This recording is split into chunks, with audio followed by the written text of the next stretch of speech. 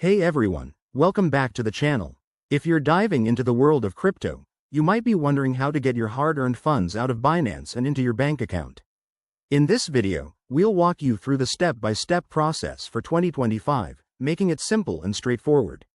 Whether you're a beginner or just need a quick refresher, this guide will have you transferring money in no time. First things first, make sure your Binance account is fully verified. This is crucial for security and to avoid any delays. Head over to the Binance website or app and log in with your credentials. Once you're in, navigate to the Wallet section at the top of the page. Here, you'll see your balances for both crypto and fiat currencies. Next, select the currency you want to withdraw. For most users, this will be a fiat option like USD or EUR. Click on Withdraw next to the currency you've chosen.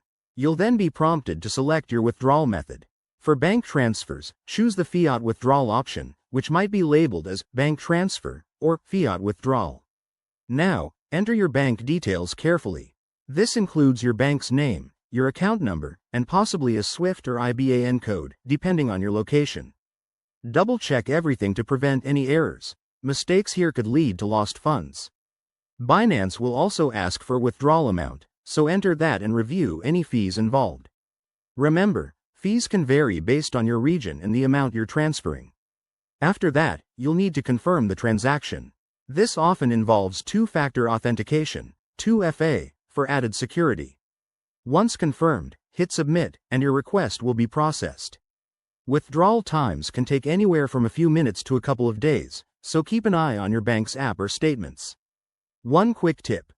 Always use a secure internet connection when handling finances, and never share your withdrawal codes with anyone. That's it for the steps.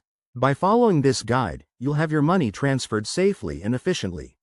If you found this helpful, give it a thumbs up, subscribe for more crypto tips, and drop a comment below if you have any questions. Thanks for watching, and see you in the next video.